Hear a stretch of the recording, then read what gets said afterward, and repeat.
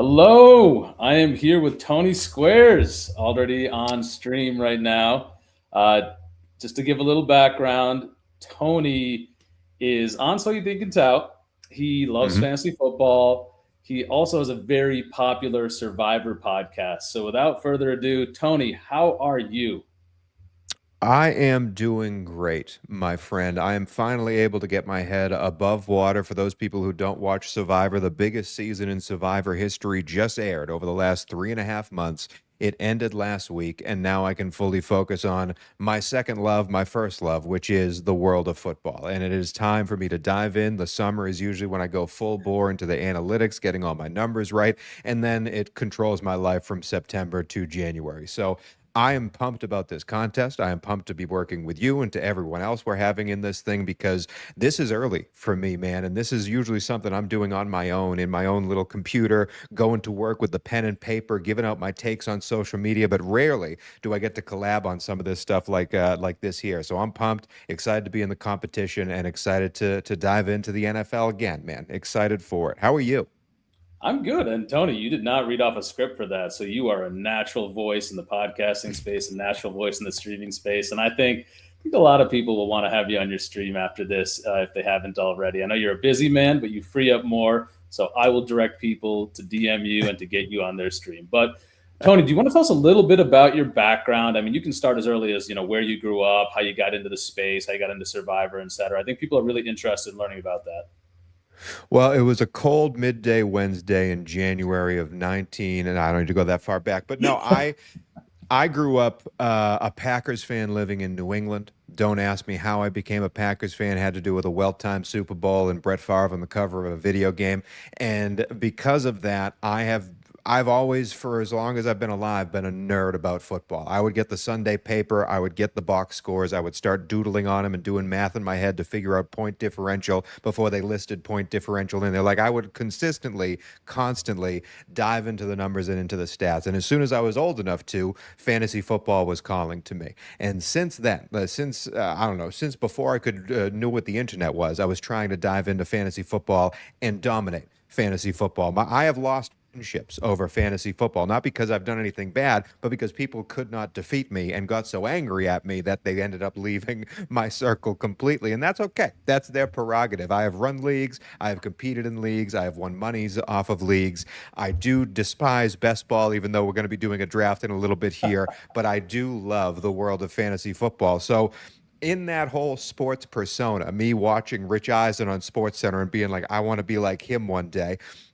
I grew up as an actor. I was on stage all of my life. I've performed in front of thousands of people. I've sung opera in LA at the Opera House down here. Like I have performed constantly, toured the country doing it, and I've done everything I can in Los Angeles to try and get my name out there as a performer, whether it is in the world of television and film, on stage, doing stand-up comedy at the Comedy Store, like I've done it all.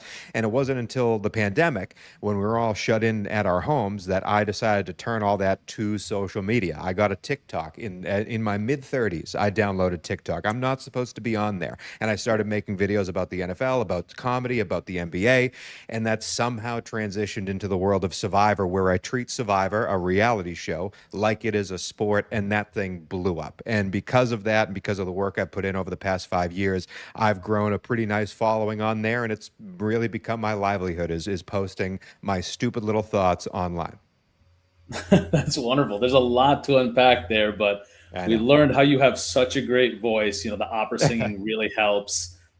We learned a little bit about your fantasy football background, but out of all those questions I want to unpack, the first one I want to ask, Packers fan, a little bit of Yeah. Packers news recently. Any thoughts?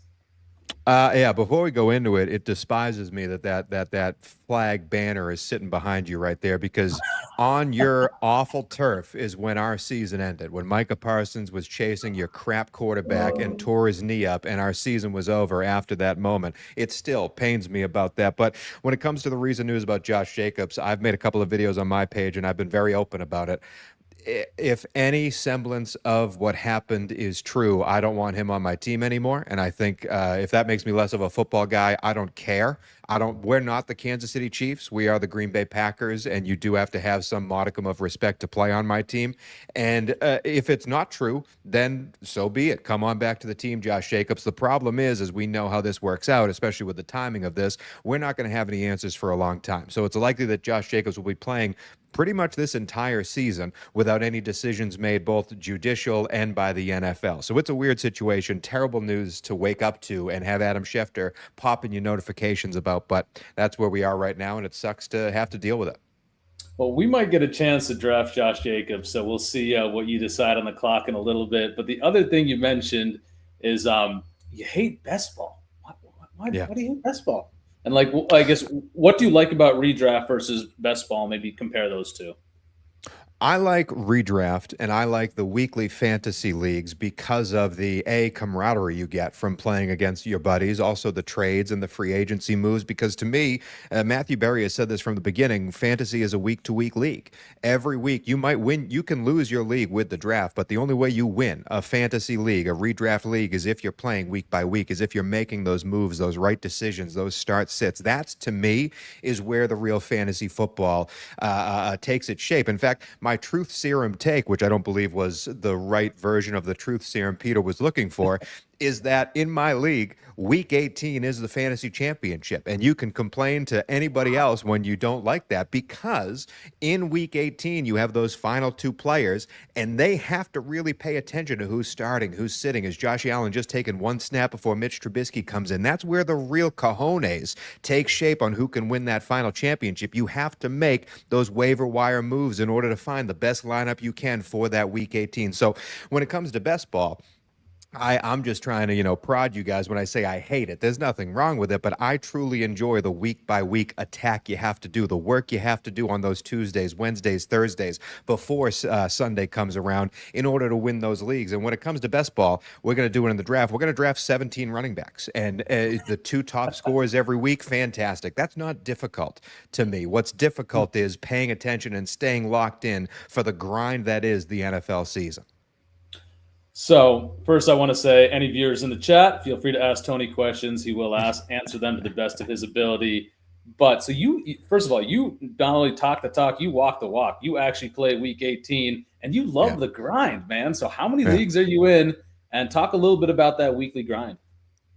I had to limit myself, Rickadoozle. I had to limit myself to how many leagues I am in because it's not my full-time profession. I do have a life outside of fantasy football, and when you're in 8 or 9 leagues and as competitive as I am, I want to win every single one of them, so I'm grinding every single one of them. I usually limit myself to 3 or 4 a year now. I've also transitioned my home league that has been, we've run it for 16 years now. I got buddies that I met when I was in diapers to buddies that I met out in LA. It's a wonderful, wonderful group and community of people, but now we've converted that to a guillotine league, which makes it kind of a fun little wrinkle in the whole world of fantasy football. So I am grinding, but I'm usually in 3 or 4 big money leagues, and then everything else I kind of politely say no to. Yeah. That's definitely how I have been interpreting it as well. By big money, do you mind sharing what your unit size is? Absolutely not. No, I here's the thing. My name is I do want to touch on this because my name is Tony Squares. It did start off as a bit, as a joke. I had a podcast forever ago called The West Coast Gamblers. We were covering the NFL. The Rams just came into town. We were talking about sports betting. That was the entirety of the podcast. And my buddy was the analytical one. He was the wicked smart, go through all the notes, go through all the numbers, the formulas, and he'd have all of his analog stuff. And I can do that too, but we called him Schaefer the Sharp. And I was, therefore, the other side of the coin, Tony Squares. And in my personal opinion, there are too many effing losers out there that call themselves sharp online, and they are not sharps. everyone that you see online putting out, even us as touts out here, you cannot call us a sharp because we're allowed to go to Vegas and place money on these games. If you're a sharp, you are not allowed to do that. You have to do that through a proxy. They don't want your money.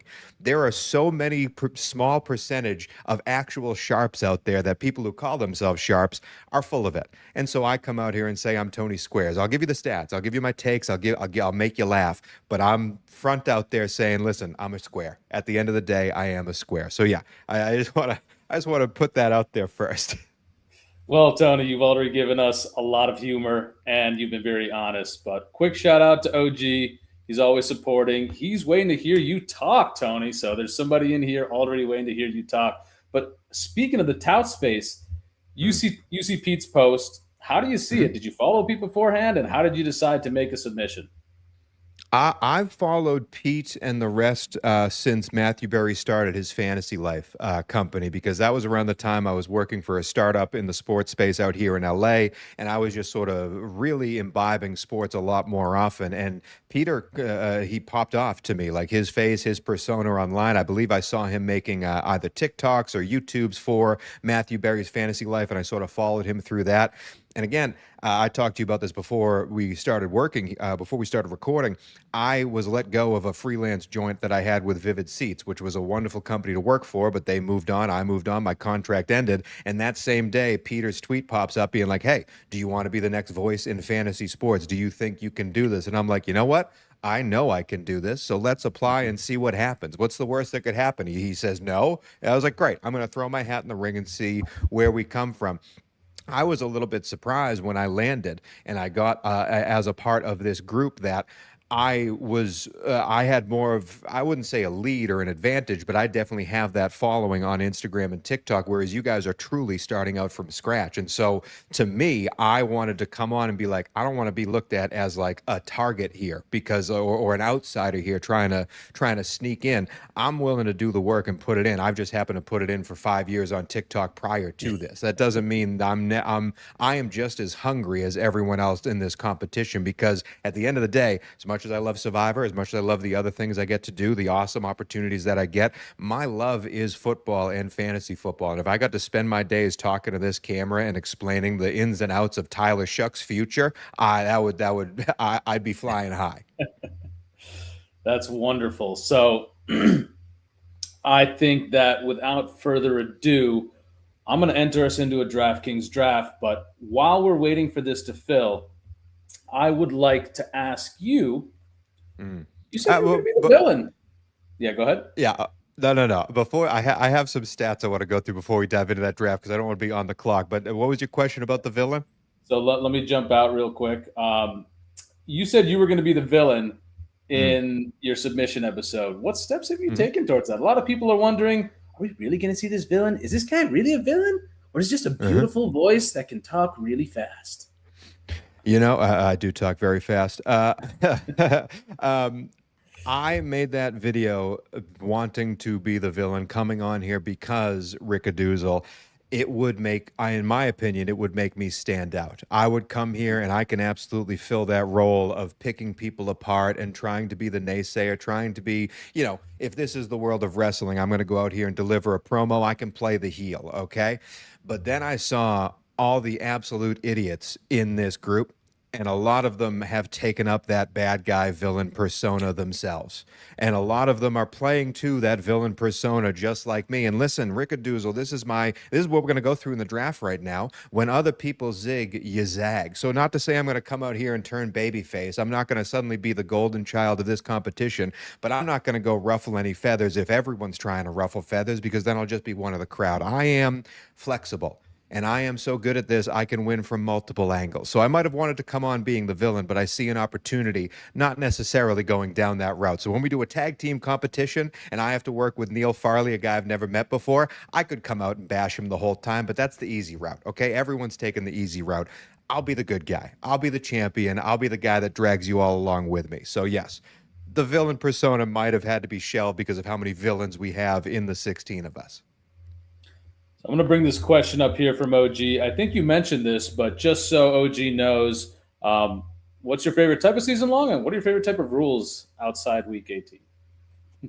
My favorite type of season long, I do love Dynasty, but I also really like a redraft with a few keepers from the season before. That's what we used to run back home. And it also gives you that same taste of that Dynasty. You get players you can grow with, but also it's a fresh slate, so you get to really wipe the slate clean. If your team's doing crappy in a Dynasty league, I've been a part of too many where people just fall off and end up not playing anymore. So that keeper rule and a full redraft afterwards does give that kind of best of both worlds approach. And my favorite rule, another thing I hate in fantasy, is I hate PPR, Rickadoozle. I think it's absolutely stupid. I don't believe a person for getting a screen pass for 0 yards should get any points in fantasy football. But I do love points for first down. And I think points per first down should be a part of every single league. I do think it's a real blast. Yeah.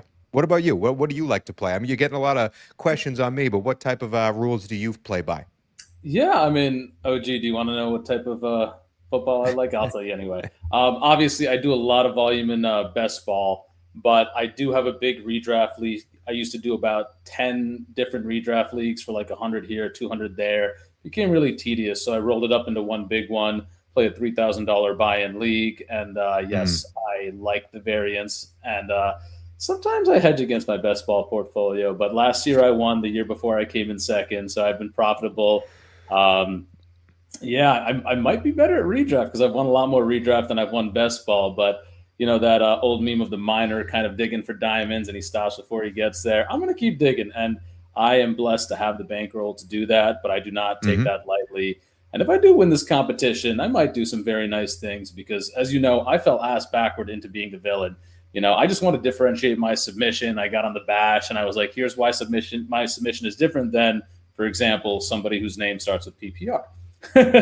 And I said I started with like I love the guy, and I ended with I think he's really good. He just needs to smile and let it shine. But all anybody ever heard was the pop pop pop. So Yeah. I did that through this duo challenge. I found myself really coming back to the loving, uplifting kind of person that brings people up instead of kind of sparring in the chat rooms. Because, like I said, it's the internet, man. You can't control the Hmm. internet. But Mm-mm. I'll be there in person in Austin for the ship chasing meetup. I think we'll get some really good content then, and maybe the show will be over by that time. But I'm looking forward to meeting some of these people in real life. And as I mentioned, to give out a couple hugs. You don't not a big hugger, handshakes, pats on the back, or maybe just a cheers followed by three big gulps, and the beer's gone. So you said you had some statistics you wanted to talk about with the Yeah. crowd. I do think first Yeah. downs are a very predictive metric. It really tells you, and Fantasy Points has done a lot of good studies on this. It tells you who does the quarterback look to when he needs it. The gotta Yeah. have it kind of plays. And for example, third and Juwan was a big thing, and he had a pretty big season. And a lot of the key suspects that you see being drafted at the beginning of fantasy drafts, like Puka Nakua, really high in first downs per route run. Yeah, I'm right there with you. I do think it's one of the like the Pandora's boxes because any stat can lie to you if you look at it too much. But I do think first down is definitely something you can look into and really garner some things that return very profitable towards you. But I wanted to bring this up to you because I know you're an analytical mind and you're also a guy that's in these best ball drafts all the time. And I was really going through the rankings over the past few days preparing for this, and some stuff stuck out to me because then I said this earlier: when people zig, I zag. And for the past, I want to say 10 or so years, I have been an RB heavy drafter, especially early, not because I believe the running backs are more profitable than the wide receivers, but simply because of the way the drafts are run. People would pound wide receivers, and I'd be sitting there going, I'll take what's left. I can get the wide receivers later. I will always take what's left." And so I went back throughout the past 3 years because what I've seen so far is a massive change in the way the world is drafting in these fantasy drafts. So for 2024, for instance, if you go to the average draft position 20, so we're 2 rounds in, end of round two, the 20th guy was Debo Samuel. He was coming off the board at wide receiver 13. Again, this is 2 years ago, 2024, 3 drafts ago, okay? ADP 20 was Debo. He's coming off wide receiver 13. The next pick was Kyron Williams. He was coming off as the RB8. So if you get to the end of round two, 5 more receivers are gone than running backs, right? If you play that forward another 2 rounds, ADP of 40 in 2024 was Stephon Diggs. He was wide receiver 24. Josh Jacobs was the next pick. He was RB 12. So that's double the amount of wide receivers were gone before the 12th running back was gone at the end of round four. That's 2024, okay? You play that forward to this year, and we're just looking at ADP here. If you go to the 20th pick this year, That's Drake London. He's coming off as wide receiver 7. The next pick is Derrick Henry. He's running back 12. A full switch into what we had from just 2 years ago. And when it comes to wide receiver, that's same. Stephon Diggs, he's coming off the board at 40. Wide receiver 24 in 2024. The wide receiver 24 this year is coming off pick 53. That Josh Jacobs number, RB12, okay, he was coming off the board at in pick 41 2 years ago. He's now coming off the board. Where was that? It's Derrick Henry at 21. RB12 was coming off 20 picks later 2 years ago. So I say all that to say, when you're coming into these drafts, I'm all about having a mindset and having a drive and having a plan before you get punched in the mouth. And my plan, especially now, and I want to test this out here, as much as I love the running back position, if people are going to pound running backs and if we aren't in the position to get a Bijan or a Jahmyr Gibbs at the top, I really think I'm double tapping wide receiver, maybe even triple tapping wide receiver, and getting those mid-tier top-level guys and filling in the running back position later, because I think there are some steals when you get to RB25 and the rest. Have you seen that during your drafts, or do you think I'm wildly off base with my mindset heading into this? Well, I think as a person who's into redraft, you've seen this a lot. In redraft, there's a lot more RBs coming off the board. That was true even a couple of years ago. And really, the reason for the best ball shift is a meta shift. And when meta shifts, it can't shift on just one factor, right? The meta shift is, man, these running backs, these older running backs that we've been fading, they've been shoving it down our throat. Number two, a lot of people are doing simulations and they're saying, hey, these running backs early add more points to your lineup and you can get similar wide receiver production. And we've seen this in tiers. But before the meta was structure, remember the Rashad Bateman line at 70? Yeah, that's a little best ball thing. But basically, Rashad Bateman was the last good wide receiver, and then it dropped off. Rashad Bateman's going undrafted now. So I think a lot of the structural elements at play, the heuristics that a lot of people use to draft, they've realized they're probably right in a past year. They're not right in this year. And really, it's a what have you done for me lately? The wide receivers have gotten injured. They haven't really differentiated. The wide receiver depends on the quarterback, and in a way, it depends on the offense as well. Yeah. The running back also depends on the offense, but you see plenty of bad running backs. Quinshon Judkins, Cam Scatabo, they were on pretty bad teams last year. They did pretty good as rookies. So it's a big shift, and I think a lot of people are drafting with more real-time assistance, and those people are also volume drafters. So they're moving ADP up because they have an outsized effect on ADP. Like if you look at the number of people that max BBM every year, it's still a very small cohort relative to the total of unique players. So those people are having an outside effect on ADP and, just the general market trends. And the last thing is, this has kind of been a big meta shift. I talked about this 2 years ago in an article that I never released. I was like, man, what happened to the death of the the death of the man defense? In 2024, they were playing more too high defense, and points per game scoring was going down. So how do they combat it? Well, the Rams did a great job with this. They played 12 and 30 personnel, put more tight ends on the field, try to force the defense to play heavier personnel. Your guys are more athletic. They'll beat the guys because you're going to find some one-on-one matchups. You're going to find more space on the field because you have slower moving linebackers relative to defensive backs. And that essentially says more play action, give the running back more opportunities to carry the ball instead of first down being a pure running down and then second and third down being more passing downs by EPA. Yeah. They said, well, if we get 5 yards on first down because they're playing a cover two, base defense, not base defense, like a nickel defense, great, we'll run the ball again. And now we're second and third, or third and 3, and we can do whatever we want. Our runs are expected to gain 3 plays. Our passes, 3 yards. Our passes are expected to gain 4 yards. We can really trick them, and we can go for a deep shot on third and short. So I think it's a confluence of things. I think the biggest thing is people are tired of losing money. They don't realize you play BBM. You're expected to lose at least 50% of your entries, right? This is why Adam Levitan calls it a lotto-style tournament, because you have to get lucky. And the best way you can get ROI is just by advancing in these lotto-style tournaments. So people are more focused on, well, I can't dance in the finals if I don't get to the dance. So let me get to the dance, and then let me hope I got a little correlation at the end of the draft to kind of, get me all the way to the final. So speaking of that, are you ready to jump in a draft? You want to drop some more stats? No, that's it. I'm ready.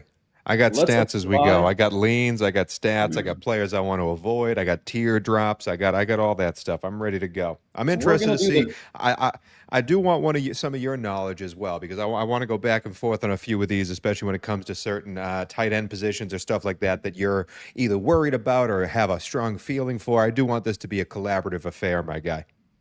Absolutely. I'll tell you what you think. I'm here to be your Sherpa, but we want the Tony Squares draft. You don't draft a lot of best ball, I think you mentioned. So we're going to see what somebody like Tony Squares, who has such a great background in podcasting and redraft and all these types of things, what he thinks about the best ball landscape. And when he's on the clock, who does he choose? Will he click a falling Josh Jacobs or not? Man, there are so many question marks about that. There are also question marks about if Josh Jacobs isn't there, does Green Bay make a move and try to steal one of these running backs that might be getting drafted later, and suddenly he's the RB1 for the Packers? It's going to be a lot. It's going to be a lot. I threw this one out in the ether. What about Alvin Kamara to the Packers? I need to do some more research on that because I want to look at his contract situation. But Tyler Algier is the number one name that I'd be targeting if I was a Green Bay Packer fan. Yeah, that is fair. So we got, I think this is Sam Rudman. I'm not sure. We got a couple of people without badges in this draft. So this might be fun. This might get a little wild.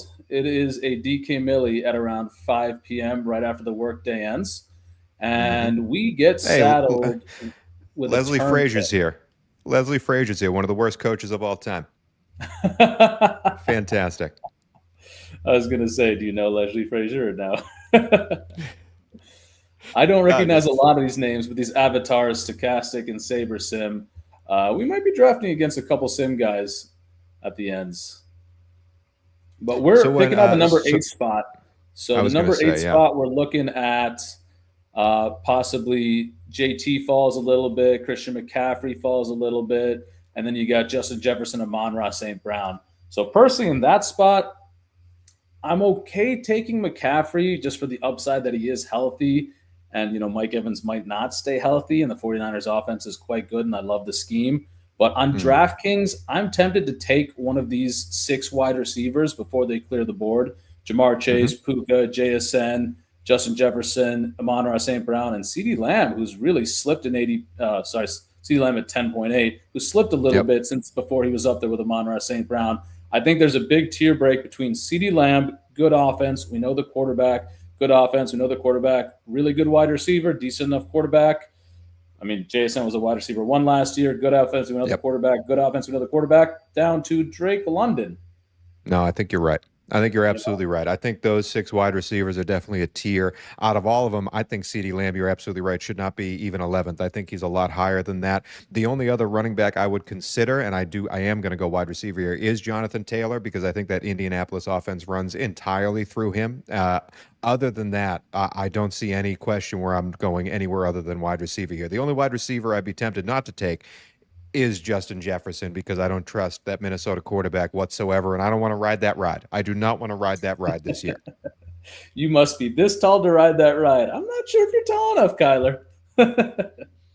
I But have no yeah, idea especially what's because going we're on. coming back at 17, and then at Yeah, 17 we'll have options like Omari and Hampton, Chase Brown, Derrick Henry. Don't love him on a PPR site, but we can always go to dude. Brock Bowers, Trey McBride. We'll have options at 17. Again, I'm right there. This is my thinking. I'm staying away from those mid-tier running backs, the Amari and Hamptons of the world. They could do very well, but I'd rather go for a wide receiver there, a George Pickens, a Drake London, and really double tap these wide receiver positions. That's at least my thinking going into this because I think the value is there later on with the running backs where you could get 2 top-tier wide receivers back to back. And it kills me that 3 wide receivers are going in a row and we're going to be stuck with Justin Jefferson, aren't we? We'll see. We'll see. This is Sam Rudden. I think I recognize his avatar.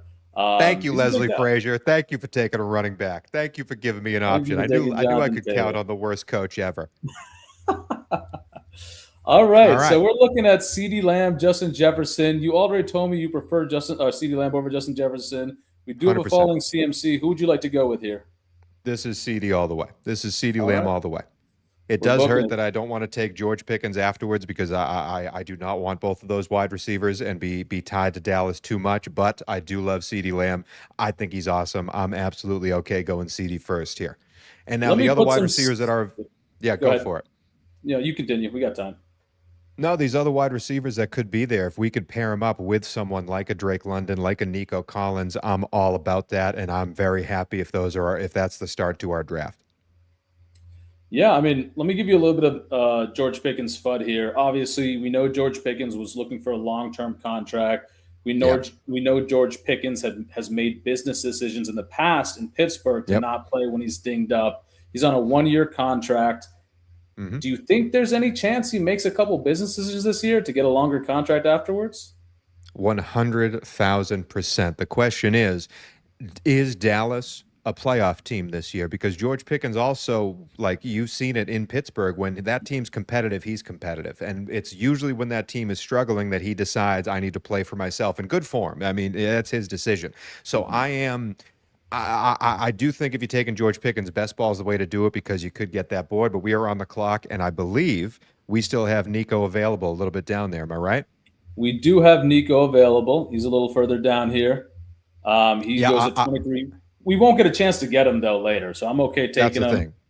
Yeah, I want Nico over AJ Brown, over George Pickens, over any of the running backs. I'm going with Nico.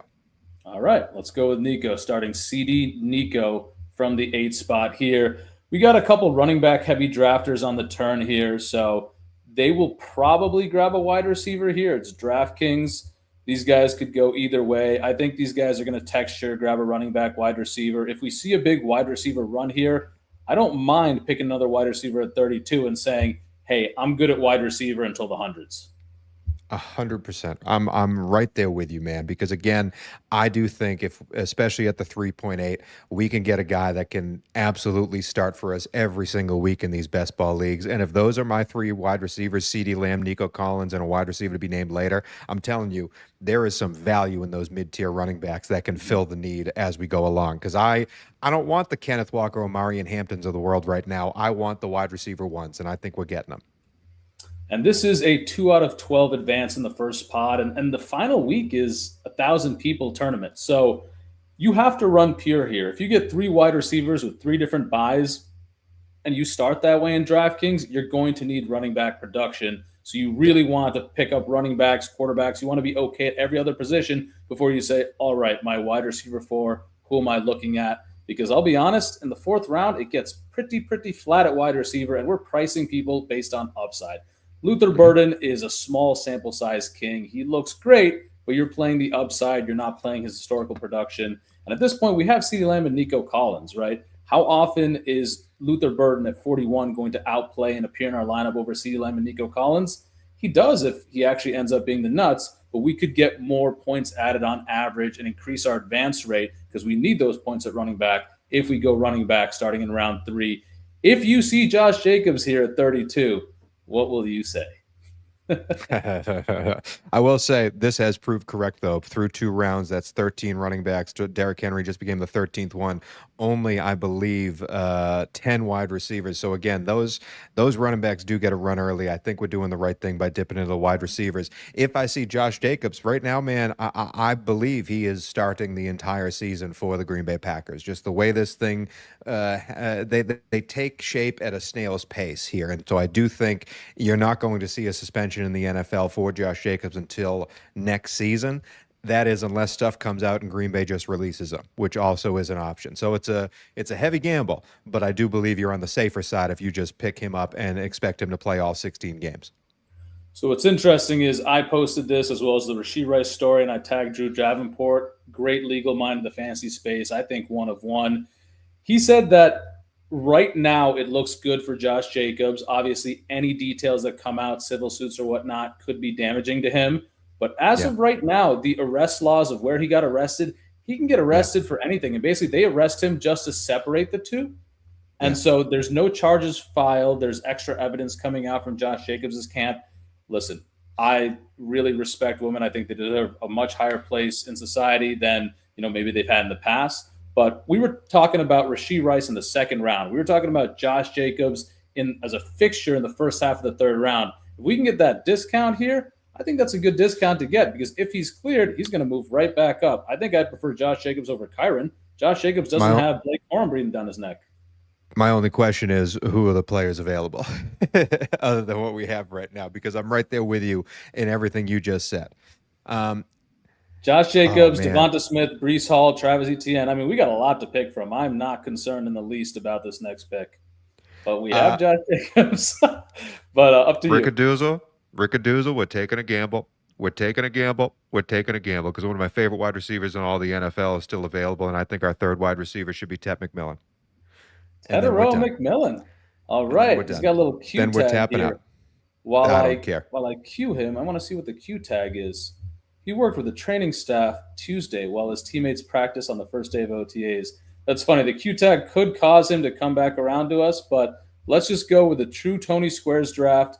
We have Yep. gone CeeDee Lamb, Nico Collins, Tedero McMillan, three wide receivers off the rip. We do expect some running backs to come back to us, given the running back heavy drafters on the turn, and three different buys. So I think we're good at wide receiver for a while. And now it is time to join the ranks of the running back world. Now it is time. I still don't want to get like a Lamar Jackson or a Drake May. I don't want to cover the QB base yet. I also like the tight ends. I do want to get one of the top six tight ends. That is another tier that I do not want to go past. I do want one of those top six names, but I do think these running backs right here, you're taking a ride and you're taking a chance with all these guys. But if Brees Hall especially is still available as your RB1 in round 4, I think that's a slam dunk, no doubt about it. Draft Brees Hall. If he can stay, that's the guy I want. You don't like I him? No, it's not that. Like Brees Hall is beloved in the slappy or like the really hardcore fantasy football best ball community. It would be shocking if he got to 41 here. I know he's a Jet, but he's the most talented running back on the board right now, bar 100%. none.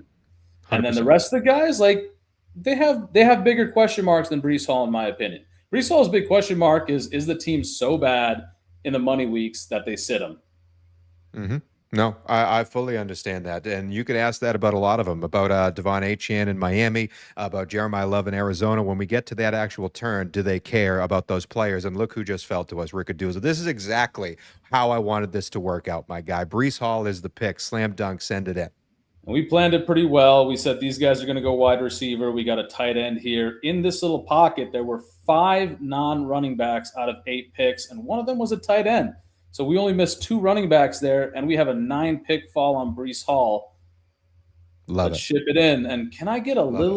little a woo out of you as your first value hound DK draft? Maybe at the end. I'm not. Listen, I'm still all antsy. I still got the stress going. We still got a lot of chips that need to fall our way Amen. before I start cheering in the streets. So the other thing I want to notice here as we're going around, I'm dead serious about this tight end run. I think there's a huge gap after the first 6 names. The fact that we've seen 3 already, I do think I'm praying that it might even happen in the 5th round that we jump a little early on one of these tight ends. I love Tyler Warren. I think Tucker Kraft could be an TE1 potential, and Harold Fannon's the last guy I want to draft. After that, it's a crapshoot when it comes to the tight end world, unless you have any players that you think jump out on your board. I will tell you this much. I would recommend waiting on Tyler Warren until 65 because we have a tight end here. Tyler Warren doesn't really go very high. People are low on the Colts Mm, offense this year with Daniel Jones coming off an ACL. I've seen him fall to 65 quite a bit. And then at okay. 80, we should get Tucker Kraft. And really, Harold Fannin, I think, is still in that bucket. And he's like the Yep. firewall there. So I like taking him there if we can. I think this next pick should probably be a running back. Maybe we I get a agree. falling Bucky. I mean, Bucky in the 5th round is tasty. Quinshon Judkins is fine. David Montgomery is fine. We just need Man, points right now. We don't need upside. We just need points at running back. that's what scares me about Bucky. I rode that ride a lot last year and bit the bullet in a couple of leagues because of it. I'm a little bit worried to ride it again. I don't know the situation that's going on in Tampa Bay. I understand people are reporting that he's fully healthy. He's going to come back. He's going to be just fine. I think there's more than just injury going on with Bucky Irving in Tampa Bay, and I'd be a little bit worried to grab him, although the value at 5.8 would be perfect. So, yeah, I mean, you're absolutely right. Last year, when he had his shoulder injury, Bucky also dealt with some mental health issues. He had never dealt with an injury of that caliber last year, and it seems like they're kind of ongoing. I really wish the best for the young kid. Yeah. And most recently, Coach Bowles of the Tampa Bay Buccaneers said, we might see Bucky in the summer. We might see him in the fall. He was really non-committal, and that has people spooked, and for good Yeah. reason. My thought is when Bucky's on the field, he's still Bucky. Sure, he might lose some goal line touches, but I mean, Bucky was never a goal line back. He was a pass catching back, and he had the capability to rip off 80-yard runs, 20-yard runs for touchdowns. And, Yeah. in a draft like this, we need some upside or we need some guaranteed points. But Wayne Wagner, 45, took the decision away from us. I appreciate that. It would have been a hard decision. Bucky's off the Mhm. board at pick 51. Speaking of points, man, I am probably going to. Oh, there's my guy. I was going to make the case for David Montgomery as just a boring points getter. It's not flashy. Houston, he's going to be the only guy there. That's a boring points getter. So when it comes to running backs, Quinshon Judkins, you're banking on an injury coming back. And then, Jadarian Price is still there as well. I do love Jadarian Price's upside ability in that Seattle offense. I don't know if Jadarian comes back around, although we have all those guys who have already gone running back on that board. So, I'm torn, man. I do, again, looking at that board, none of those guys have a wide receiver but one. They all have a bunch of running backs. So I do think those running backs could come back to us again and we could secure Tyler Warren on the flop rather than waiting for it. I think I want to go Tyler Warren. I think I want to bite the bullet and go Tyler Warren. I want to secure that You want and to go Tyler punch it Warren? in. All right. Let's go I Tyler do. Warren. And we'll see if And these then I'm guys going to, come back to us because these guys did start a little running back heavy. I could see they them did. grabbing That's one what of I'm those banking running on. backs, but we'll see. That's what I'm banking on. I'm going to bank on Tyler Warren being there, being a much higher pick than what he is getting drafted at. And I want a Jadarian Price to fall back to me because I think that guy is Seattle's number one. I'm worried about that Charbonnet injury, and I just love how much Seattle wants to pound the football. And Jadarian Price, even though I don't think he's that good, I don't think he's worth the first round pick that they spent for him in the NFL draft. I think he's worth it in the offense and the opportunity to make this our second running back on this team. Love that we got Tyler Warren. And And there there goes goes Jadarian Jadarian Price. Price. All these people in this draft are just watching the stream and they're just sniping us left and right. Good thing we didn't put this on Instagram Live, otherwise we'd be in trouble. I mean that guy has four running backs in this draft. So like that's what you're banking on is playing the numbers here, and you wouldn't expect him to go four RBs, out of the I first five picks.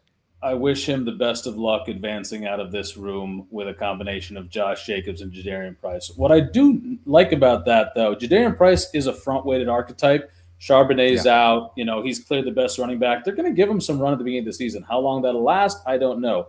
Josh Jacobs, I mean, he could play the whole season, but if he does get a suspension, that's likely to come in the beginning parts of the draft. So I think that could be a nice little combo there for D Wall. And he does go Carnell Tate. Quinshon Judkins comes off the board.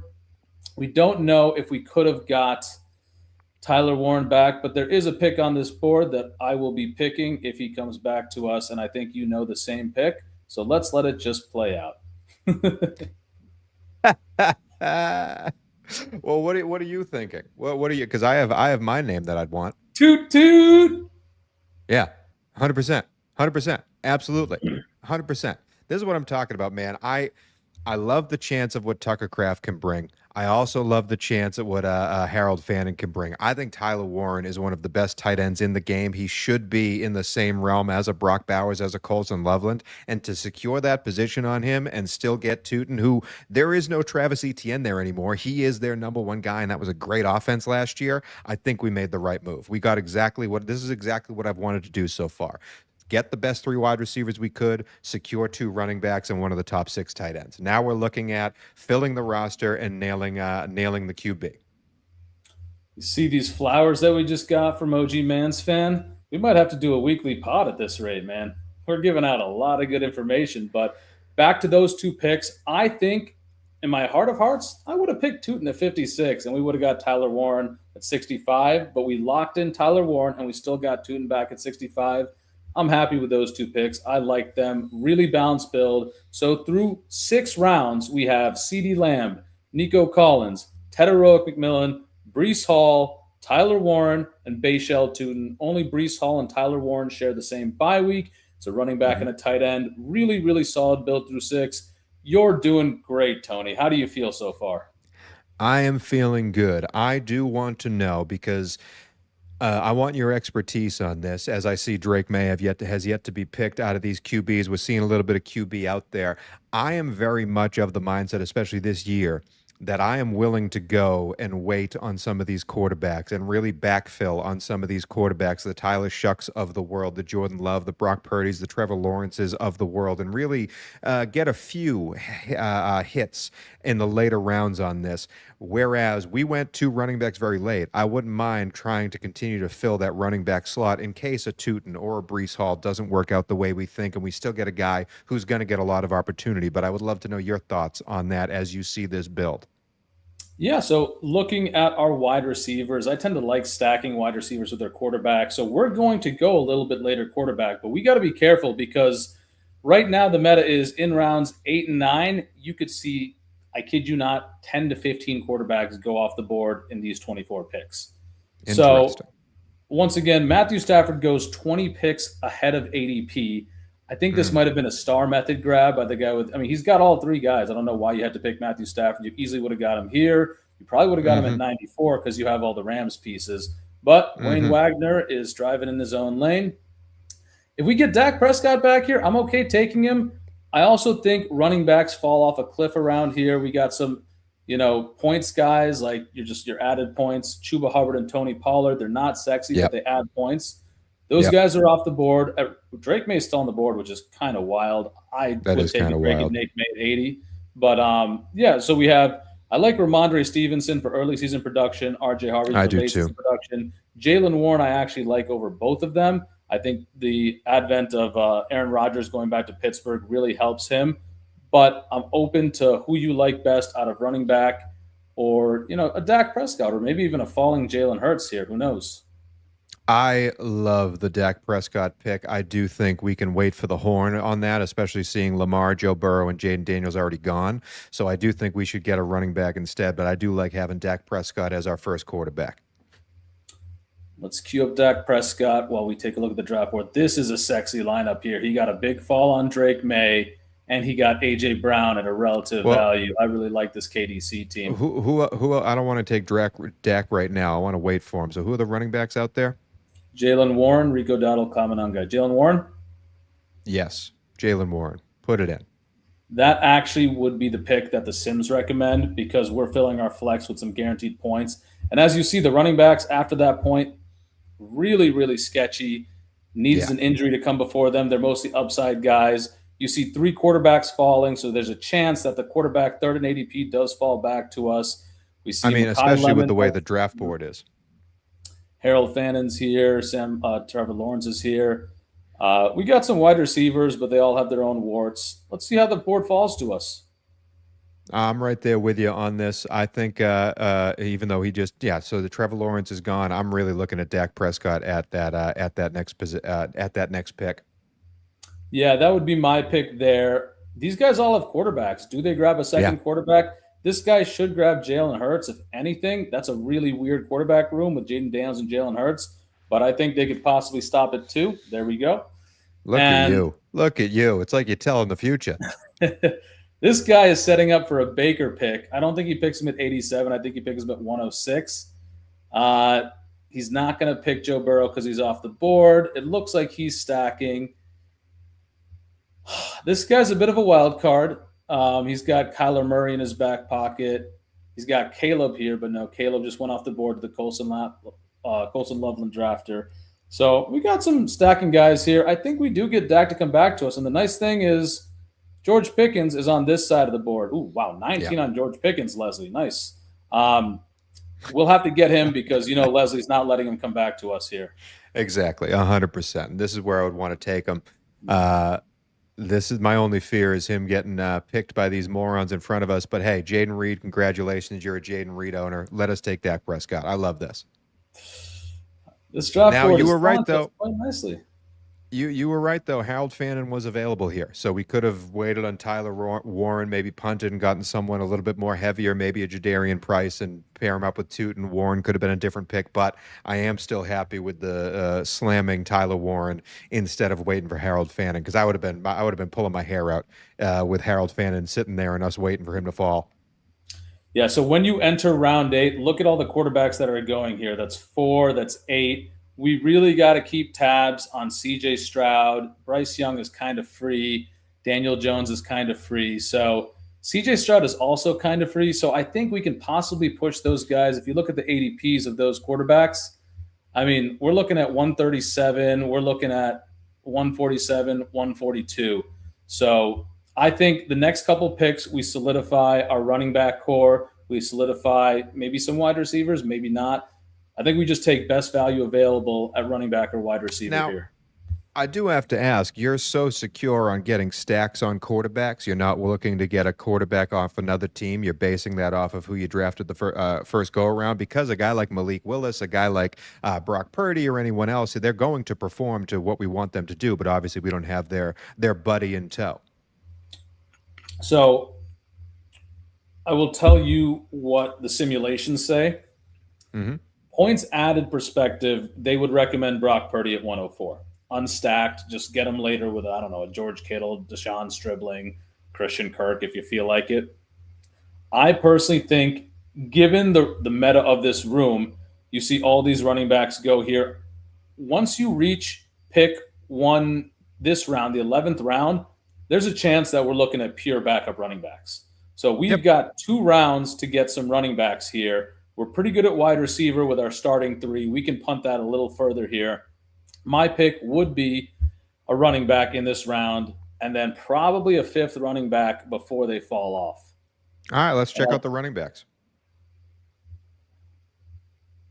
So Rico Dowdle, we're getting a pretty big fall on him. We could lock up that Pittsburgh room. He's not likely to catch too many passes. I like Blake Corum as well for the upside and value role. This is funny. Zach Linares, the slappiest team drafted by the guy who hates best ball. It is true. Well, let me make the case. It might be a little bit of a reach depending on where we're picking here, but let me make the case for Krosky Merritt. This guy, he was the darling last year, did not live up to the potential. No one else is in that room. I understand they drafted a 6th-round running back. I understand they signed what's-his-face from Tampa Bay in there. I still think Krosky Merritt is going to get the bulk of the carries in that team, in that locker room, and so I wouldn't mind taking a stab at that guy. And the second guy on here, which is a big reach from where we are drafting, is Jonathan Brooks out of Carolina. They have been begging this guy to be healthy, and I do think he's going to take over that room from Chuba Hubbard. They want him to do so. They drafted him to do so. He just hasn't been healthy, and I do think this is now where we can start to take some chances on those guys. Yeah, I have no problem with Jonathan Brooks at this pick. I think he's going to be a staple of where Jalen Warren goes by maybe in the 8th, 9th, the 7th or 8th round. I do think that Coach K will take a running back at this spot, as probably will This Is My Time. And I wouldn't put it past World of Atlas either. So if we want a running back, we probably take him here. I'm okay taking Jonathan Brooks at this spot, pulling him up. He also team stacks with Tedero McMillan. Ja'Cory Krosky Merritt has a Week 17 stack with Bayshell Tootin. But in the terms of hierarchy, what you should aim for in your draft, you should go for team stacks. Because if the whole team does well, you get that correlation all season. Week 17, you only need it for 1 week. Let's go Brooks, baby. Brooksy Brooks. So now we got our upside late season archetype here. We got some early season archetypes in Breece Hall and Jalen Warren. We got some late season archetypes in Bayshell Tootin and Jonathan Brooks. We expect Chris Rodriguez to be a little bit of a nuisance in the season, but once they see Tootin versus Rodriguez on the field, they're not going to take him off the field. It's not even close. Yeah. And then Jonathan Brooks has that pedigree. Chuba Hubbard, I like Chuba Hubbard. I think he's good, but they want to see what they have in Jonathan Brooks. They haven't seen it for 2 years. The coach speak, the drum beat at running back has probably been the loudest on Jonathan Brooks out of all the running backs. This is via the Coach Speak Index, best tool in fantasy football. Go subscribe to Greg Branos. It's like $5 a month, worth every penny. I agree. I agree, buddy. And so you are looking at, you want to double tap on the RB, or do you want to take Brock Purdy here? That's a good question. Krosky Merritt would be my pick as our 5th running back, just to hammer that home and really secure that RB room. But otherwise, because I don't care about anyone else on that board that I see here. Yeah, so I'm sitting up in my chair now. Honestly, the Sims would say take Brock Purdy on the fall, take Kyler Murray. They both project really, really well. And then, like, the 2v2, like, right? Brock Purdy Mhm. or Kyler Murray versus Daniel Jones or CJ Stroud versus the running back we can get here in Krosky Merritt or Woody Marks, they're vastly different. So I think we go Brock Purdy here, Let's getting a do it. little nice value fall on him. Let's do it. Welcome to the team. Welcome Welcome to to the the team, team, Brock. big blank Brock. So, how many more selections do we have? This is 10. We've got 10 more. This is a 20-round draft on DraftKings. Gotcha. Gotcha. I feel So secure in absolutely everywhere here. I really do. So as we're getting into taking chances on guys, I do want to bring up that tight end room because, as I said, I wanted one of the top 6 guys. Not to say we're going to take a tight end next, but just bringing this up for later. I think Sadiq should be drafted in every basketball team that is out there. I think Kenyon Sadiq, they have nothing going on in New York, and where he is being drafted is much less than where I think he is going to land. He's not going to be an every week guy. I do not want him in a redraft league, but in a best ball league, especially if you have a stud at the top, getting Kenyon Sadiq, I think, is a slam dunk backup tight end. And I do want to focus on him as we get through some of the picks here. absolutely. I think we can keep him on the radar. He's at 144. I don't think we need to pick him this round, but he Correct. might be in the round where we're looking at maybe grabbing our last quarterback in this 137, 152 range. I'm tempted Yep. to say, let's look at these builds up top. 1-0-2-2-1-1. So depending on how these guys grab quarterbacks the next couple rounds, we might get Bryce Young to fall to us. We have two pieces, Tet and Jonathan Brooks. Sometimes Yep. the Jalen Coker drafter will also go get Bryce Young as kind of a back stack. I don't love that back stack, but it's doable to get a stack. So if he goes in this range, I would feel worse about getting Bryce Young. If he goes somewhere here, especially if he goes in the 130s, I think we could get Bryce Young to fall all the way back to us at 152. I do like CJ Gotcha. Stroud more than Bryce Young for the upside, but let's see how the draft falls to us. This is And, this is the part of the draft where you can really start swapping picks, swapping values. Really, they yeah. say after pick 144, everything is kind of a dollar pick in auction terms. So Yeah. you can really kind of reach and pull up players and whatnot. Can you show me the wide receiver list on who's available? That is a good question here. So we have Casey Conception, we have Jalen Coker, we have Jaden Higgins, we have Stephon Diggs. Mm-hmm. Well, Stephon Diggs, thank you for playing. Not he won't be picked on my team. I hate the Cleveland offense. However, Concepcion, I think, is going to outperform that draft position where he is right there. And it's looking like I don't want to take the Coker lottery here. There's a couple of guys that this is a lottery pick, and I do think Casey Concepcion, for where they drafted him, he's going to get used in that offense. When we have three wide receivers, we could easily add an upside pick, and everyone knows you don't win $1 million without a rookie. So I think he's the pick if he gets to us. If he doesn't get to us, which is possible, do we shoehorn a wide receiver here, or do we keep on going running back, quarterback? What would you like to get if we don't get Casey Concepcion?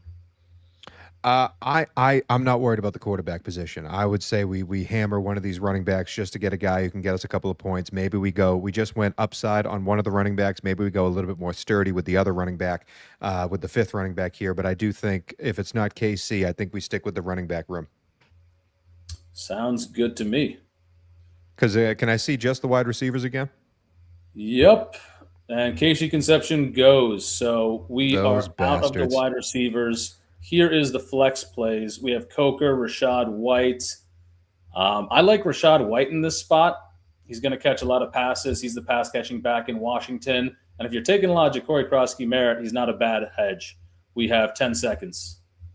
Wide receiver, running back. No, stick with the running back. I think it's Rashad White. The only other one I do is Tyrone Tracy. But yeah, I think it's Rashad White. Let's go with Rashad White here.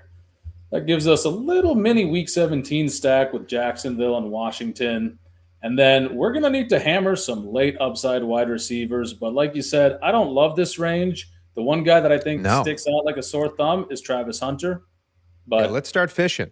Rick, if you can see my screen right now, we're fishing, baby. Let's go fishing on some of these wide receivers. Start queuing them up. I'm good on quarterback for, as you said, we can wait for the next round for that long run for Bryce Young or someone to come up in that route. I like Dak Prescott and Brock Purdy. I think that secures us for a little bit.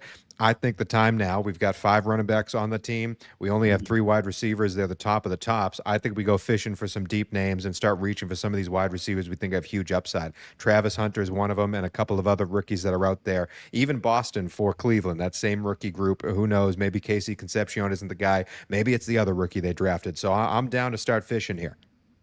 One thing I would have you consider is CJ Stroud at this spot. I think a lot of these guys are going to go 3 QB, and they have a chance to take 1 or 2 more QBs before it comes to us. So we might get the ball back, and we might be looking at Geno Smith. So, and I do think that there's a lot of wide receivers. Why'd you have to scare me like this? It's not Halloween yet. Why'd you have to scare me like this? When you don't see that many running backs in rounds 9 and 10, you know they're coming. They're pushing quarterback. You know they're coming, and we could set off the run because look at it. We could force some quarterback picks here because it's Sam Darnold, C.J. Stroud, Cam Ward, and C.J. Stroud goes. So, and there goes Sam Darnold, and we're on the clock. We're on the clock. Wide receiver. Do we go Jalen Coker? No, go quarterback. No. Go quarterback. Go quarterback. Who do you like? I do like Cam Ward, even though it's not the stat guy. I think they have a year in Tennessee. So if you're going against the stat, go Cam Ward. If you want the stat, go Bryce Young. You tell me, Rickadoozle. We took Cam Ward. I like Cam Ward. I think he has a good year in him. Yeah. My Cam Ward bull thesis is pretty simple. The man took a lot of sacks last year, but he took them while looking down the field. That's a habit you want to develop early. You don't want to be scared of taking sacks and start tucking the ball and running. You want to keep your eyes down the field. Quarterbacks struggle. Daniel Jones in New York, when their eyes drop and they're afraid of the pressure. Cam Ward was fearless. Sure, he did not see a lot of open wide receivers last year, and when he did, he missed them. Well, guess what? He was at Incarnate Ward only a couple of years ago. He's continued to grow. He's doing the right things. And just because he didn't run that much as a rookie doesn't mean he won't run. He was an athletic quarterback. He's got a Patrick Mahomes vibe to him. He runs to open up the throw, whereas Tyler Shuck, he ran a lot last year, but that's because they had nothing going on in the Saints. He had to run. He had to get touchdowns. But he wasn't a runner coming out of college, and he's 26, and he's tall, lanky, and I'm sorry, he's a white boy. The next pick, I know I just said I wanted to go fishing for wide receiver. I think the next pick needs to be Sadiq if he survives. Yeah, I'm okay with that. We can go with another tight end. And like I said, it's either Sadiq or we're fishing for wide receiver. They all project the same here on out. It's basically like the difference between your upside guys – and the guy's like, oh, great. If Diggs lands on the Chiefs, he'll go in the 90s. But he could also land in a couple pretty bad and crowded rooms, right? Rashid Shaheed, really knows we are going way deeper if we get there. We're going with Antonio Williams. That's the guy that jumps off to me. Not way deeper, but like the first 5 guys. We're going Antonio Williams. That's going to be the pick if it gets there. I love that guy's upside in Washington. Mm-hmm. And just Deebo Samuel versus Stephon Diggs. Yeah, sure. Deebo Samuel was really good last year. Stephon Diggs was really good. He was actually wide receiver 16 on a points per game basis last year. Deebo wasn't terribly far behind, and a 40-pick difference when they're both free agents and they both have an equal chance of landing on a great place like the Chiefs, I think is unjustified. So I think we have a lot of outs at wide receiver. Antonio Williams just went. Wow. I know. I got mad. 146. Impressive. We're getting a little sloppy here in this draft. It's time to start fishing, baby. It's time to start fishing. Once again, chat. God, killed. Oh man, Kenyon Sadiq. Oh no. Terrible. Let's look at the running backs, wide receivers. Honestly, if we get the fall on Diggs, I think I'm going to click him. There's no guarantee he plays an NFL snap, my guy. I think it's a June 1st artifact of June 1st being the date when teams can move around their salary cap into next year. And I think he signs pretty soon after June 1st, which is in 4 days. Okay. But who are the other guys you like over here? There's Diggs, Shaheed. We're not taking Tyreek. I'm saying it's time to start fishing for, if you scroll down a second, I'm saying it's time to start fishing for the Striblings, for the Bostons. These are the guys that are going to start to get picked. You take those chances and you go for it. So I'm down Yeah. for Stribling over anybody. Can I make a decision and get a wide receiver here if we get Stribling on the comeback? Sure. All right. I'm going to take Diggs. Don't hate Okay. me. We got the fall on Diggs, and then we'll get Striblings on the comeback. And then I think after this pick at 152, I think it's open season. We can get whatever tight end we want. I think we can probably wait on tight end a little bit, but that was our fourth wide receiver. DraftKings is a Yeah. wide receiver heavy format, so we needed to get a guy that has some upside. And I don't think there were too many guys doesn't with a have a lot of team? upside left. Who doesn't have a team? Who The doesn't upside have a is team? he's not on a roster. When The he upside lands is on a he might team, be where will playing he in go? China. Like Does DraftKings give points for the China Football League? the upside is he might be hosting a live stream with me and you in a week talking about football. But sure, he's on the team now. Great. We'll be like, don't worry, Stefan, we drafted you on the team. Come on our live stream, man. Yeah. Yeah. But yeah, wide receivers are starting to go. Let's take a quick look at the tight ends over here. I mean, at Hunter this point with the Henry. tight ends, yeah, it is. We can get We Gunnar kind Helm of later. We can get Freiermuth or an later. Eli Stowers, yeah. Yeah, Eli Stowers I like for upside as well. And Tyler Warren should, he should be our floor play at tight end. So Yeah. I think we're going to get points at tight end. We kind of want upside to beat that out. Let's go Stribling, baby. Stribling, come on down. Now we are at a 3-5-5-1 build. Just going to run down the team for the audio listeners that listen to the podcast that you will upload after this. CeeDee Lamb, Nico Collins, Tedero McMillan, Breece Hall, Tyler Warren, Bashal Tutin, Jalen Warren, Dak Prescott, Jonathan Brooks, Brock Purdy, Rashad White, Cam Ward, Stephon Diggs, who could be a Titan, and Deshaun Stribling to stack with our naked Brock Purdy. Mm-hmm. Mm-hmm. I feel pretty good. I think we're back on track at wide receiver. We lost some of our upside shots, Casey Concepcion, Kenyon Sadiq, but I think we're pretty good. We got this boat on the right path. I agree. I think to fill this out, we're going to hammer some of these wide receivers, get one more at least tight end, and then maybe one more running back, but I'm unsure. Yeah. Running back, I mean, we're looking at Kamara. We're looking at Kamara, Yeah. Singleton, Sampson. I think running back, we can say push it. I think you're right. We're going to go fishing for some wide receivers here because they really dry up. We got people that are going to project well. Unfortunately, Deebo Samuel is going to project well. Jerry Jeudy, I don't know. Calvin Ridley, Tank Dell will project well. I do think we need a wide receiver here before the cliff comes, and we're looking at the Kayshon Booties and Chris Bells of the world. 100%. I agree with you. I am looking at, again, we do have Cam Ward, so getting a Calvin Ridley, even though I don't like him, could be beneficial towards us. I also really like Malik Washington, and did he just go? He just went. So no use talking about him. Mm-hmm. He got some hype in training camp. People are buying it. It's like, dude, there's no wide receivers on the team. Of course you're going to look good. Let me take a look at the draft board. It's possible we could push Calvin Ridley around the turn here. I don't think we have a lot of competition for him. Mm-hmm.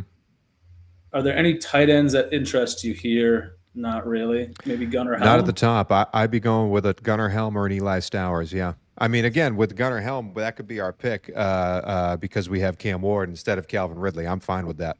They've got 2 and 3 tight ends here. Kate Otten went.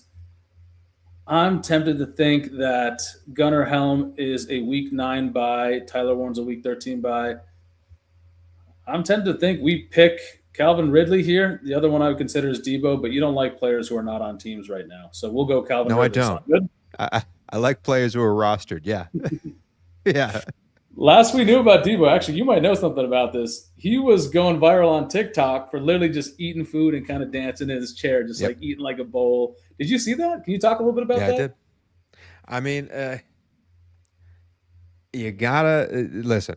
Debo Samuel, for everyone who has hated him, he has had quite the career of people doubting him because he never was supposed to be as good as he was. He keeps on performing to the way he can, and last year even he was a top wide receiver for where he was drafted, and that's why I love Antonio Williams so much because they said, nah, Debo still doesn't have a team. Antonio Williams was drafted to take over that role, and if he can perform to the level Debo can, he's a steal. Where'd he go here? The first pick of the 13th round. So I'm a little bit worried about Debo as a player in 2026. I don't think I would want him as a Green Bay Packer. However, good on him for having the career that he has had. Put it that way. Yeah. So you think Debo could land in Green Bay? I hope not. I hope not. It's a I little hope not. cold for him. He was in San Francisco, followed by Washington. So that Green Bay weather, I'm not sure that's going to do it for him. Yeah, I hope not. I hope not. So So we're hoping Gunnar Helm runs to us here with this pick, and I think that would really secure our positioning all across the board here. yeah, we got a 3-5-6-1 going. We're going to get some young tight ends and Tyler Warren and ideally Gunnar Helm for some upside. Stowers sometimes does fall to pick 200, so I don't mind going 3 tight end there. And then a running back with Brees Hall, Bajal Tootin, Jalen Warren, Rashad White. It doesn't look great, but honestly, is it going to get better if we tack on some random running backs? I don't know. I don't think so. Gunnar Helm here? Yes. Now, All will right, you open great. up that running back board for me, though? Yep, I will. Nick Singleton, Emmanuel Wilson. We got some curious guys like the rookies, Emmett Johnson, Katron Allen, Nick Singleton. You can convince me to go running back here, Sean Tucker, whatever you want to do. I'm going to convince you to go with Katron Allen. I'm going to convince you that I was wrong about JCM, and now we're in the Katron Allen camp because one of those guys is going to be the RB1. We also have Rashad White, but again, one of those guys is going to be the RB1 in Washington, and they do love to run the ball in that offense. Even though Kingsbury's no longer there, they need to run to succeed. And if we can get that right, if it's not JCM, then we found a real diamond in the rough. Really interesting point here. We have this contrarian stack. The Pittsburgh Steelers played the Tennessee Titans in Week 17. We have the game script that says Jalen Warren goes nuts, goes for 120 yards, 2 touchdowns. Cam Ward's playing, catch up the whole way. Little dump offs to Calvin Ridley. He goes, I don't know what, 10 for like 70 something in a terribly inefficient day. A tight end catch for a touchdown. Maybe Gunnar Helm goes 3 for 30 and a touchdown, maybe a little bit bigger if he's really taking a step forward there. That could be a nice little contrarian Week 17 stack. Let's go for it, buddy. That's why I'm here. I am the contrarian. And I think Houston plays Carolina in Week 17. Carolina, Week 17. Do they play? Nope. Houston plays the LA Chargers. No, they played Week 17, 2026. I think Houston plays Carolina in Week 17. Week 1, Week 3, Week 17. No, they play the Seattle Seahawks. Okay. You know what? Houston plays Green Bay. That's right. The Wisconsin Dells. That was the mnemonic. Oh, we're almost back up on the clock. Katron Allen went. We have Emmanuel Wilson, Emmett Johnson, best available. This is what happens, man, in best ball. All your best picks get picked. Let's check our favorite tight end. And we have Eli Stowers gone. That's okay. We could go Freiermuth, but he is the same buy as Gunnar Helm, so I'm not too enthralled with him. No. At the flex positions, we have this run out. Ted Hurst is a popular slappy pick right now. Christian Kirk is a wide receiver for Brock Purdy. Trey Harris has got some upside. We are on the clock. Go back to the running backs real fast. Excuse me. I would like to draft one of my favorite players in the NFL, James Conner. Because if that whole Arizona thing goes wrong, I do think one of those Arizona running backs is going to be on a new team, and I think the likely cap casualty is James Conner, and welcome to the Green Bay Packers if Josh Jacobs is gone. All right. I think this is my first share of James Conner in the DraftKings Millionaire Makers, so thank you for diversifying my portfolio, if nothing else. We have a 3-6-6-2 going. We're quite balanced. We're probably done at running back because James Conner is our break class in case of emergency pick. We Yep. could tack on some more upside wide receivers here, some cute rookies, some Oh, upside I know. plays. I know exactly where we're going. I know exactly where we're going with the next pick. 100%. We're getting Old Faithful. We're getting a guy that I've loved for so long that I wished had a better career, but there were too many people in front of him. And now, after a few trades and after a few draft picks, he's finally going to get wide receiver snaps at the position. I'm so happy that this man's name popped up. Can't believe I forgot about him. All right, we will wait 4 picks until we're on the clock. Look at the tight ends. Is there anything here that sparks your fancy? No, absolutely not. Like this is all just absolute basement level stuff. I mean, yeah, really every single person there I don't want on the team. Like I'd rather spend it on something else. Tony, we have a question for you, but before we show this question, we're going to focus on this draft pick. But think about this for a second, and you can tell me what the draft pick is in about 2 picks. 1 pick. My favorite non-survivor reality show is the one that just reached out for me to cover it in its debut episode, and I can't wait to break into it, but it's the Bedrot Challenge, and you'll learn more as you follow my channels on it. But for this pick right here, we're adding to the team Mr. Dontavian Wicks in Philadelphia. Dontavian Wicks in Philly. Yes, sir. Yes, And sir. he's not at OTAs right now. I think that's more him training on his own. But he is a nice Philadelphia Week 17 bringback, small, to our San Francisco 49ers stack. Mm-hmm. And can you talk a little bit more about that show, Tony? They got a bunch of Survivor players, Big Brother, Love Island players to compete in the first ever Bedrot Challenge. And as far as I know, the little I know of it, it's literally them in a room, and the last person to leave their bed wins. And I have no idea what's to come. I have heard from people who have competed in it that it is craziness, and there is a lot more to it than just staying in bed all day. But the company that's running it reached out to me and was like, hey, we'd love you to cover it, and then we'll give you clips. That way you can make videos. So, baby, if you're going to reach out to me, I'm going to cover it. So I'm going to make all the content I can about the Bedrot Challenge, and me and you are going to learn about it together because I have no idea what I'm getting into. That sounds like a lot of fun. I know Mr. Beast did a stay in a white room with only like a bed and food for some crazy amount of time. I think they could get a little bit of alpha on how to keep yourself sane in that room, in that bed by watching that video. So, Mm-hmm. you Bedrock Challenge contestants, think about it. Watch a little bit of Mr. Beast because I know you do already. The man is very popular. So we have how many picks we have left? I 2? believe we have 2. We're 3762. That's 18 picks. We have 20 left. Let's recap the team quickly. CeeDee Lamb, Nico Collins, Tedero McMillan, Brees Hall, Tyler Warren, Bayshell Tootin, Jalen Warren, Dak Prescott to stack with CeeDee Lamb, Jonathan Brooks to stack with Tet McMillan, Brock Purdy naked at this point, Rashad White, Week 17 with Bayshell Tootin, Cam Ward naked at this point, Stephon Diggs because I said so, Deshaun Stribling to stack with Brock Purdy, Calvin Ridley to stack with Cam Ward, Gunnar Helm to double stack with Cam Ward, James Conner because Tony Squares is a sharp when it comes to James Conner, and Dontavian Wicks, the guy that has never got the opportunity, but now all he has to beat out is Hollywood Brown. And I don't know, this rookie that just won the Biletnikoff or something, but he's a rookie. And Jalen Hurts can't throw over the middle anyway. Yeah, he's taking the AJ Brown spot, Dontavian Wicks is, and it's going to be exactly the same type of scenario. Throw the ball up to him and hope he comes down with it. And Dontavian's I'm excited to see him. Happy for him in that world. So here are the wide receivers. We've got 7. We can probably add 1 wide receiver and 1 tight end here with our last couple picks. I like the upside of Brazel and Surratt. I like Pat Bryant because he's a Bronco. Any preferences? Yeah, your quarterback's leg is not attached to his leg, so we're going to stay away from the Broncos. I think we're going to go with the Carolina kid here. Let's go with Brazel. Let's go with Brazel to continue our Carolina team stack without the quarterback. To wrap it up, I'd love to take a tight end. There's one on the board here that I'll tell you this much.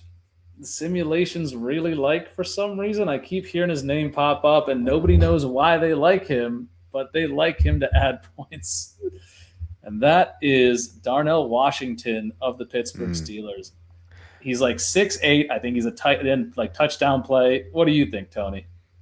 In best ball, man, it makes sense because Aaron Rodgers, last ride, we're doing the last ride. We got to do this fanfare of Aaron Rodgers. We have to, we're contractually obligated to talk about it being his last season.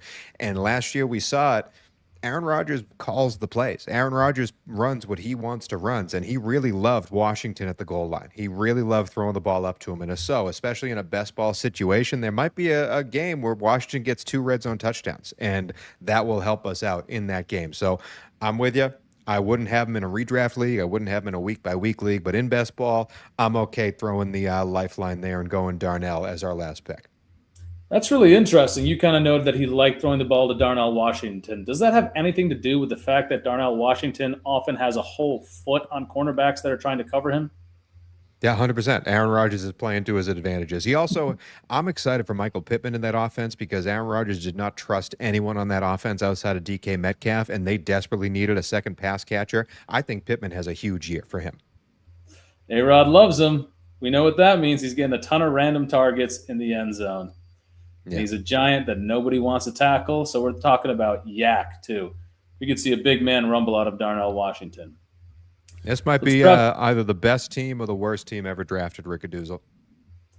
I feel pretty good about this team. I think you did really well for your first DraftKings Best Ball draft. But let's run down the team here once again. CeeDee Lamb, Nico Collins, Ted McMillan, Breece Hall, Tyler Warren, Bashal Tutin, Jalen Warren, Dak Prescott, Jonathan Brooks, Brock Purdy, Rashad White, Cam Ward, Stephon Diggs, Deshaun Stribling, Calvin Ridley, Gunnar Helm, James Conner, Dontavian Wicks, Chris Brazell, and Darnell the Giant Washington for a 3-6-8-3 build. Listen, I came into this, we talked about it for 20 minutes beforehand. I came into this wanting to do this tactic of tripling down on wide receiver, filling in the running backs later, getting one of the top 6 tight ends, really waiting on quarterbacks. And so we did everything I wanted to do coming into this draft. Now, could we have made some changes? Do I think things could have gone a different way? Potentially. But those first 6 picks especially, I'm very, very happy with how that turned out. So I'm content. I am content. Well, I'm glad we got to execute the Tony Squares draft, and it was a lot of fun drafting with you, man. I think everybody gets to see exactly how good at fantasy football you are, the online personality, the kind of teammate you are. I think Neil Farley got a better draw than a lot of people might have thought. So before we get you out of here, do you have any last words for the audience, any thoughts and what you'd like to do in the future? And, of course, plug your socials, plug your shows. Yes, sir. You can find me on Tony Squares, on Instagram, on TikTok, wherever you want. And then the YouTube show, if you do love Survivor, is called Survivor Squared. And that is very much the newest venture for me in building that up. And it has been a blast, the journey we have been on with that show and what all the crazy things we've been able to accomplish with that show. But man, I'm pumped. I'm pumped to have done this with you. I had a blast doing it. It got the juices flowing, as you could tell. And I'm very excited to see how the rest of this competition unfolds. And I hope me and you are still in it the next time we get to jump on a stream. Absolutely, Tony. Thanks for coming on. And thanks for watching the stream, guys. Comment, send questions. Tony's happy to answer them and be the personality that you need.